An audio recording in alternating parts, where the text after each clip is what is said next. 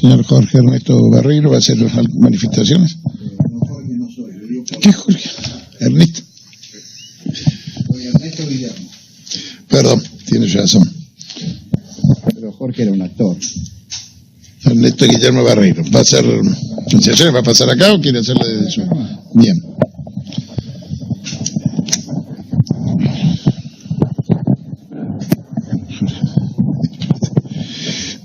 ¿Me escuchan? ¿Me escuchan ahí?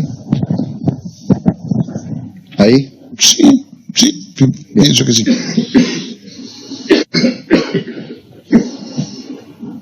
La vida militar, la formación militar, tiene un alto componente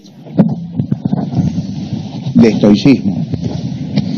Es un rasgo característico de la vida militar. Y por eso voy a empezar con una cita del maestro Séneca que me parece apropiado a mis circunstancias. No voy a hablar de mí, sino de la virtud. Y cuando digo injurias a los vicios, las digo en primer lugar a los míos. Cuando pudiere, viviré como convenga, y no me apartará de lo bueno esta malignidad teñida con mucho veneno, ni la ponzoña me impedirá el perseverar en alabar la vida, no la que tengo, sino la que conozco debo tener, ni me hará dejar de adorar la virtud, ni de seguirla, aunque tras ella deba arrastrarme largo trecho. Dicho esto, como primer acto, quisiera rendirle un sincero y profundo homenaje a mi queridísimo amigo, el doctor Viola. En él están representados también todos mis amigos. Viola es la persona que a lo largo de este juicio expuso lo mejor de sí, sobre todo las virtudes que lo adornaban y que por siempre serán objeto de mi admiración. También quiero homenajear a los muertos y a los separados de este juicio, víctimas no solo del paso del tiempo y de sus males, sino también de las arbitrarias decisiones que sobre ellos se tomaron. También un homenaje especial para los asesinados por el terrorismo montonero, herpiano y demás organizaciones criminales que asolaron a nuestra patria.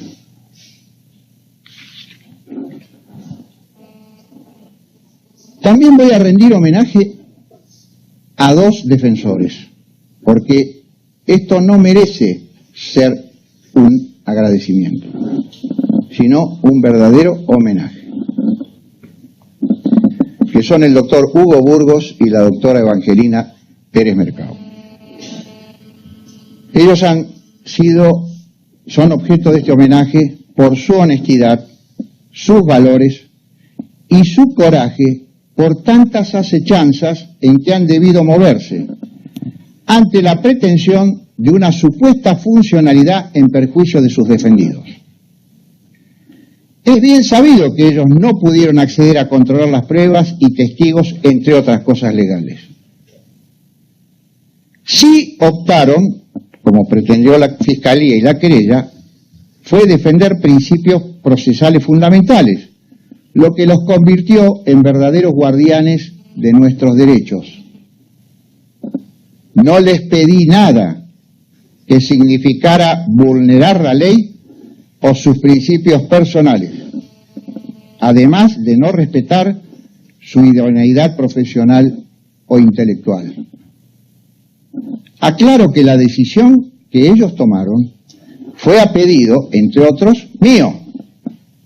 Yo no los amenacé, no los amedrenté, no los presioné, so pena de sufrir un determinado castigo, en base a un supuesto poder incluso que yo no poseo, y que si así fuese, lo hubiera utilizado para ponerlos de ejemplo por su indiscutible.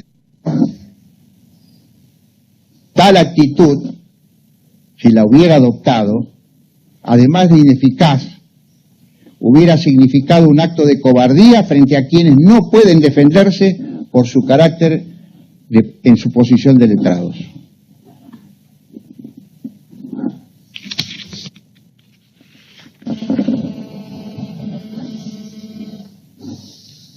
Voy a hacer un breve comentario ahora sobre el terrorismo. Muy breve. Yo creo que hablar de lo que pasó ya es pasado.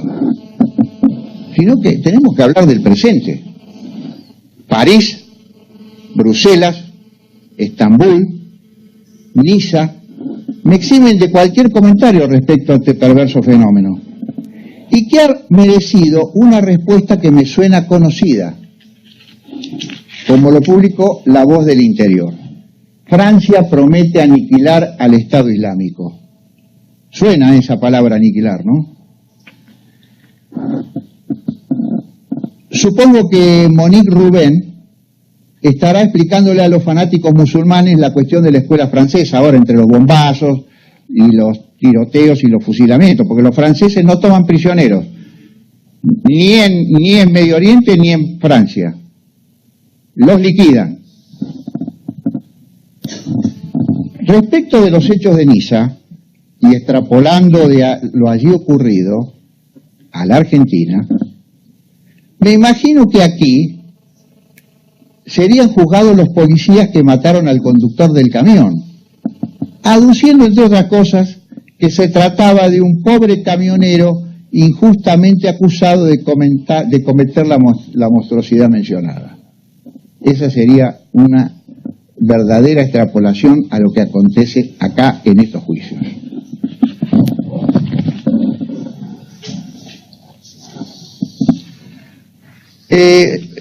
Es una pequeña digresión de esta señora Robén, que realmente es, cuando todos se llenan la boca de colonialismo, no entienden que si hay colonialismo lo hay de derecha y de izquierda. Esta señora vino con el verso, y lo repitió reiteradamente, de la escuela francesa y del sistema de cuadriculado de las ciudades para hacer las operaciones militares. En el Instituto Geográfico Militar hay cartas topográficas del año 1909 que ya están cuadriculadas. Y yo traje acá una carta del año 1950 de la ciudad de Campana que ya está cuadriculada. Pero claro, como habla ante un público que no tiene por qué saber todas estas cosas, esas estupideces se transforman en santas verdades. Gran farsante.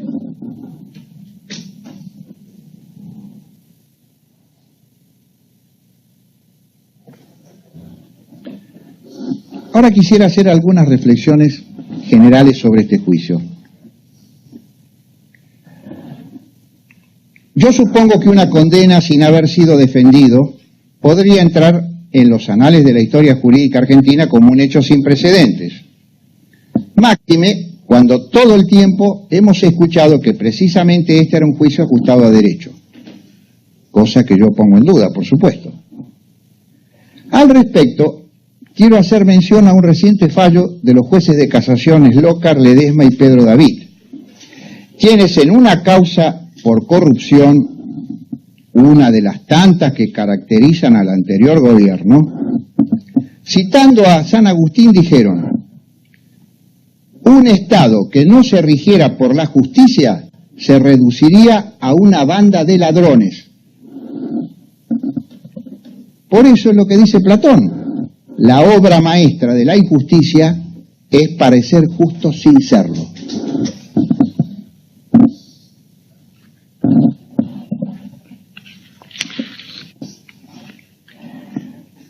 Respecto de nuestros acusadores, hay una cuestión de carácter formal que se ha, digamos, llevado a la práctica durante todo el juicio y que pienso que algunas podrían haberse obviado. Por ejemplo, masticar chicle delante de todas las personas, utilizar el teléfono. Me ha sorprendido enormemente que acá yo he visto todo el tiempo mandar mensajes de texto, como si no importara nada de lo que ocurre. O poner caras dignas de emoticones, como lo vi al señor que está allá sentado, el señor Barbado, respecto de... No haga alusiones personales. Es lo que voy a decir. Porque cuando habló la semana pasada el señor Padovan, el señor lo único que hizo todo el tiempo fue reírse y hacer morisquetas. Entonces yo hablo de las formalidades del juicio, que deberían todos respetar.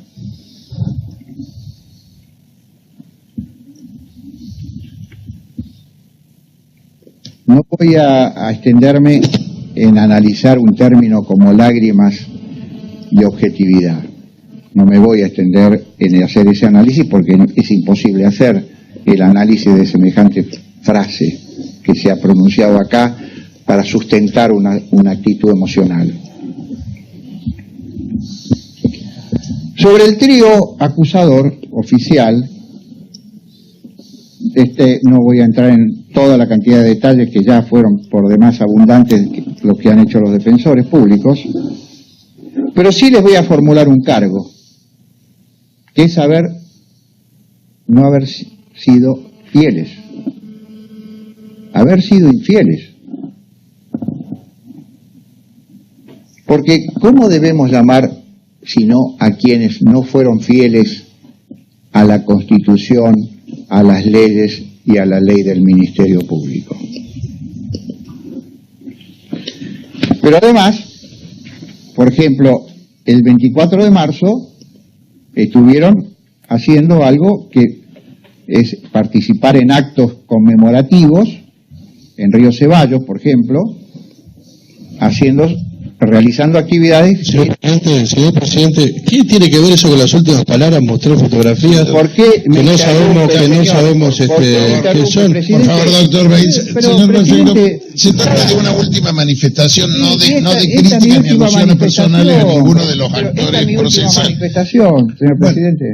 Señor presidente, de la misma manera que la señora defensora dijo que teníamos que ir a la defensoría, que vaya a la calle Perú y que haga la lucha que tenga que hacer. Doctor Beis, por favor, está en uso de la última palabra el señor Balseiro, y le pido, señor Balseiro, que se contriña al objeto de... Por favor, silencio, doctor. Por favor, redúzcase a hacer la última manifestación que la ley le otorga. No es una crítica personal ni alusiones individuales a cada uno de los actores procesales, que seguramente usted las tendrá o no, justificado o no, pero que no es el momento para hacerlo. Doctor, mire, yo lo único que le puedo decir en este momento es unas viejas palabras del sabio doctor Cormillot. El que te enoja te gana. Acá me tienen que bancar. Como yo tuve que bancarme toda la cantidad de improperios y barbaridades que han dicho de cada uno de nosotros. Y yo estoy diciendo una cosa que es totalmente superficial. No veo por qué razón. Pero que no tiene que ver con el objeto procesal de este juicio. Efectivamente, ¿qué han hecho los fiscales en su vida privada? Si han hablado o no han hablado en otro lugar, o los defensores, o incluso los jueces. No tiene que ver con el objeto procesal de este juicio, Barreiro. En ese sentido le digo, por favor, que omita ese tipo de alusiones. No, fue ese solo comentario. Respecto al lamentablemente ausente joven Trota, él fue quien me trató de mentiroso. Quizás porque el ladrón piensa que todos son de su condición. Y eso es lo que tengo que pensar.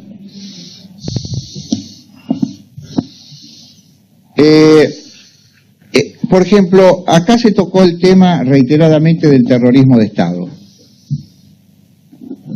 Particularmente, el joven Trota ha hecho mucho uso de ese término, que tiene un valor mediático X. Pero ya que hablamos de terrorismo de Estado, no deberíamos dejar pasar el recuerdo de la gobernación del doctor Obregón Cano, que asumió el 25 de mayo de 1973 hasta el 22 de febrero de 1974. En ese interín se produjeron 7 atentados, con muertes, secuestros, bombas, pérdida de bienes, etcétera. Y nunca nadie habla de eso. Y Obregón Cano fue miembro de la Conducción Nacional de Montoneros, como es público y notorio. Él ha estado con la conducción públicamente de Montoneros. Eso fue terrorismo de Estado en todo caso. Por lo demás, todos se preocupan de hablar del Navarrazo, pero todos se olvidan de que fue echado Obregón Cano por un decreto firmado, como diría el doctor Pache, por mi general. Y eso no hay que olvidarlo. No fue que una cosa que cayó del cielo, lo echó el general Perón porque en Córdoba había terrorismo de Estado. Y ese fue el huevo de la serpiente de todo lo que ocurrió después. Porque acá, en ese periodo, se instaló la conducción del ERP, se instaló la conducción de Montoneros y hacían y deshacían lo que querían en la provincia de Córdoba.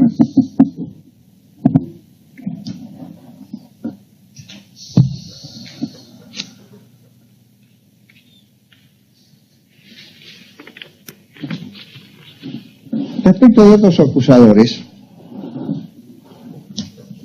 como hay uno de ellos que le gusta comentar misceláneas de los acusados, yo me permito hacer una. Hay uno de ellos que se jactó de ser integrante del ERP y que sin escalas termina 3 años después haciendo el servicio militar en el Hospital Militar de Córdoba. Destino privilegiado para pocos. Para pocos, ir al hospital militar en ese momento en el ejército era, yo diría, un acomodo difícil de conseguir. Eso es una realidad. Ahora, ¿qué pasó? No lo conocía, el OP3, los encapuchados, no sé. Es un enigma. Señor Barfiero, sigue insistiendo en cuestiones absolutamente ajenas a este proceso. Está haciendo su última manifestación sobre este juicio. Discúlpeme, pero no le puedo aceptar ese tipo de manifestaciones que no tienen nada que ver con 3 años, 8 meses y 20 días que llevamos en este juicio, por favor.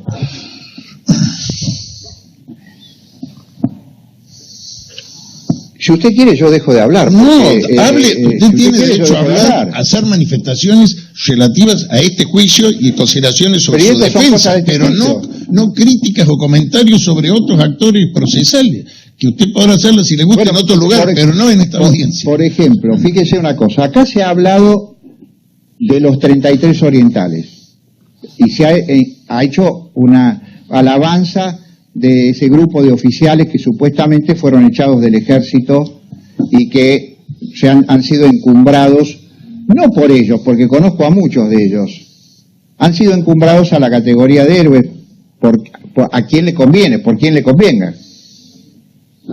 Pero hay un artículo del año 2010, del 6 de noviembre, página 12, donde habla el doble agente Berbisky de los 33 orientales en un artículo que se llama La Cruz de los 33.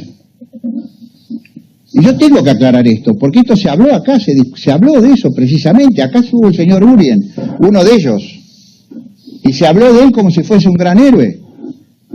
Y el artículo de Berbisky dice todo lo contrario de ellos. Dice, es constante el agradecimiento a la formación católica por haber podido aplicar los métodos dispuestos por el ejército para la denominada guerra contra la subversión. Varios confiesan haber cometido crímenes horrendos que alegan en su favor. Pese a esta humillación de tipo soviético, a ninguno se le permitió seguir en actividad. Y están todos los argumentos acá que esgrimieron esta gente en sus reclamos por el pase a retiro, donde cuando uno los lee, la verdad, yo me siento de izquierda. Entonces, ¿qué quiero decir con esto? Que son todas maniobras retóricas que se hacen para confundir a los jueces que no tienen por qué saber esto, no tienen por qué saber. Entonces, se forma una determinada idea de un determinado testimonio, que en definitiva no era esas personas no eran lo que se dice acá que fueron.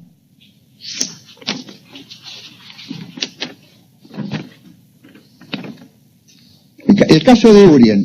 En el reclamo Urien dice: Dios es el único que puede juzgar mi conducta, dijo al rechazar la calificación del pase a retiro el teniente primero Urien. Y Pervis que lo destroza. Entonces, ¿en qué quedamos? Acá está, y es más, Pervis que se explaya mucho más en el libro La mano izquierda de Dios sobre esto. Pero resulta que acá nos venden otra cosa. Y así ha ocurrido con un montón de cosas. Por eso utilizo esto como un ejemplo. Porque son formas de disuadir a personas que no conocen miles de cosas de la historia.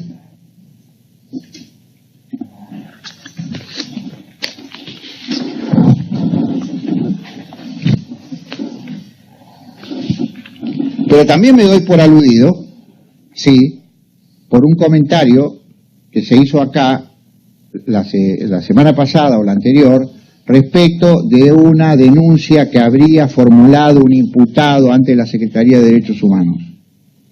No se nombra al imputado ni se habla de qué tipo de denuncia es. Yo fui el que hizo, no una denuncia, yo hice un informe al Secretario de Derechos Humanos. Sería interesante saber qué dice el informe que yo mandé. Sería interesante saber, hubiera sido interesante que él lo aclarara, porque ocurrió acá en una audiencia hace pocos días, un par de meses atrás, donde se dijo, luego de hablar de los imputados oriundos del pueblo de San Agustín, se dijo acá en la audiencia, bien podríamos decir que San Agustín podría ser la capital provincial de la tortura, cosa que incluso me llama la atención que no haya merecido algún tipo de observación. Porque ¿qué tiene que ver este juicio, como usted dice, con un agravio a una localidad entera de Córdoba? ¿Qué tiene que ver? Incluso eso provocó que dentro del Consejo Deliberante de San Agustín hubiera una moción de repudio de un grupo de concejales. Eso fue lo que yo notifiqué a la Secretaría de Derechos Humanos. Por eso me doy por aludido, porque acá se mencionó ese informe. Entonces yo amplío lo que puse en el informe. Y además hice otro informe más sobre la abogada obsesiva, que también está acá, está en la Procuración Penitenciaria, no se ocupa... No, son informes. Yo estoy hablando de los informes sin hacer calificación. Se hablaron. Personal. No estoy calificando. No, yo no califiqué, presidente. Sí, cuando habla de obsesiva está haciendo... Eso lo dijo el abogado, que su compañero de equipo lo dijo. La obsesiva, ese término obsesiva es de él. Busque la versión taquigráfica y ahí la va a ver. No voy a inventar nada.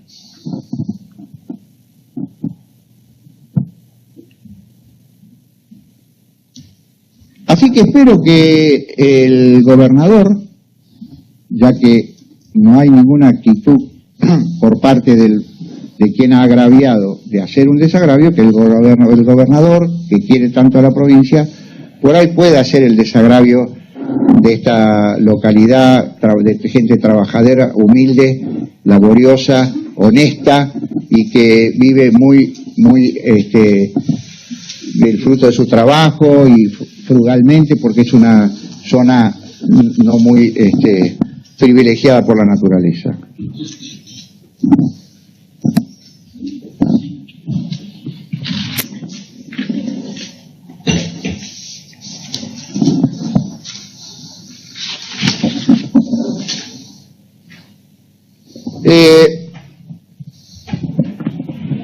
Después tengo algunos comentarios que vale la pena repasar rápidamente. Por ejemplo, que en el alegato del fiscal Estracera, en el juicio de los comandantes, él habló y relacionó a los comandantes, en su alegato final, relacionó a los comandantes con el séptimo círculo del infierno de la Divina Comedia, que es el círculo a donde van a parar los violentos. Lo cual a mí me hizo reflexionar y me hizo pensar cuántos podrían ir a parar al noveno, que es el peor de todos, es el último, que es el peor de los castigos, y que es el que merecen aquellos que engañan a quienes creyeron en ellos.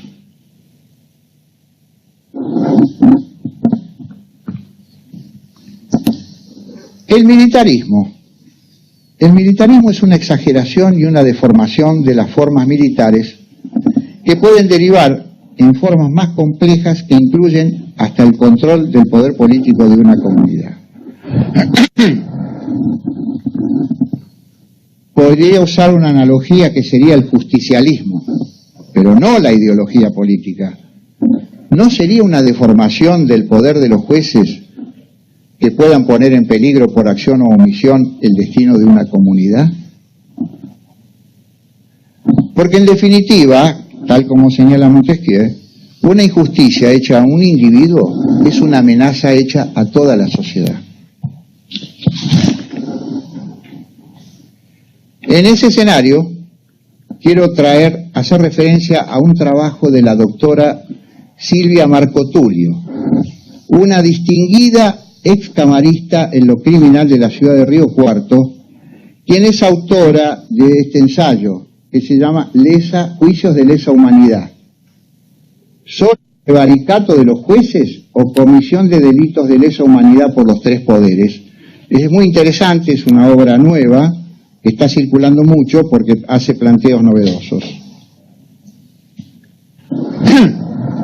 Allí fundamenta que los jueces y fiscales podrían rendir judicialmente cuentas por el modo en que condujeron los procesos, las sentencias y dictámenes que produjeron en las causas denominadas de lesa humanidad.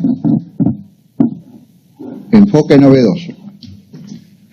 Por eso traigo a colación, ya que acá se habla tanto de los juicios de Nuremberg, en Nuremberg hubo 12 juicios. El tercero fue a los jueces y a los fiscales. Así que todo es posible. Bueno, voy a pasar a una lista de agradecimientos.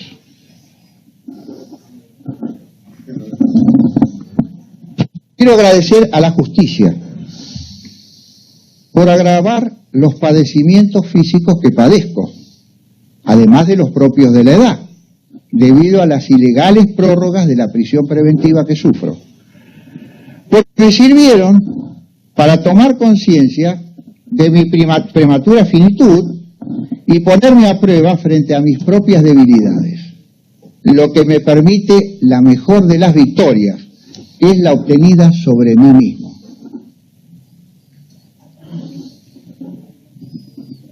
Gracias también a la justicia por haber podido acompañar parte del martirio y la agonía de algunos camaradas. Agonía provocada por quienes debían velar por su salud y sus vidas. Ser testigo de ello me habilita a saber lo que es la iniquidad.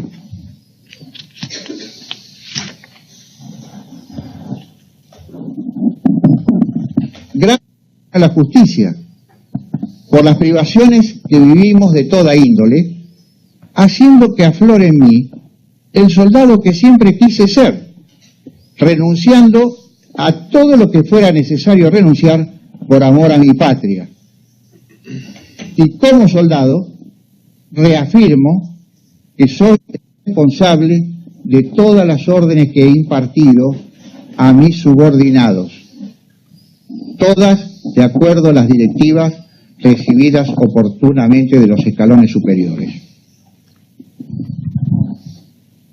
Gracias también a la sociedad argentina por librarnos del gobierno más corrupto de la historia, el Frente para la Valija, que chantajeó, extorsionó, amenazó y ejerció la peor de las violencias, que es la de robarle a su propio pueblo.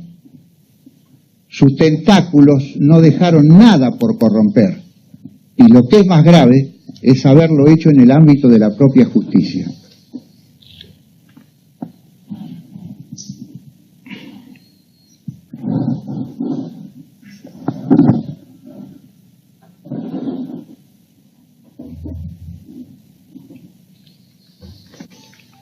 Gracias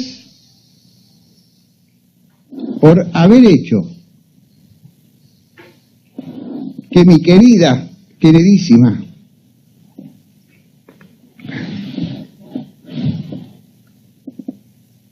y noble compañera de toda la vida, junto con sus compañeras luchadoras, se haya transformada en un referente de nuestros derechos humanos. Silencio, por favor.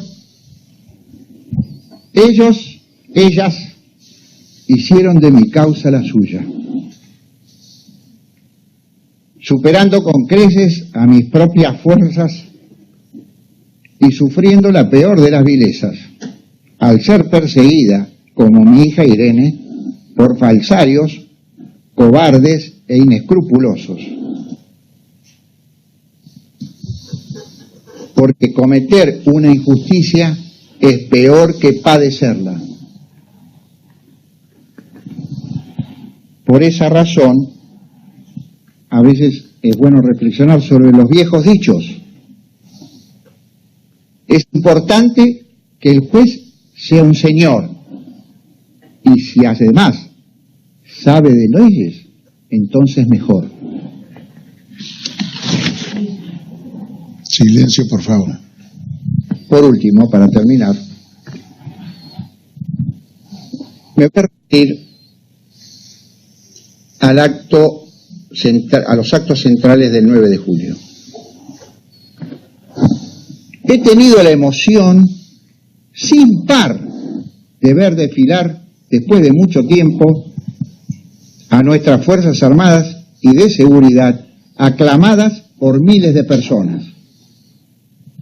Pero también lo hicieron los gloriosos combatientes de Malvinas, los del Operativo Independencia y los de la Tablada, muchos de ellos amigos y camaradas de lucha en el monte y la ciudad.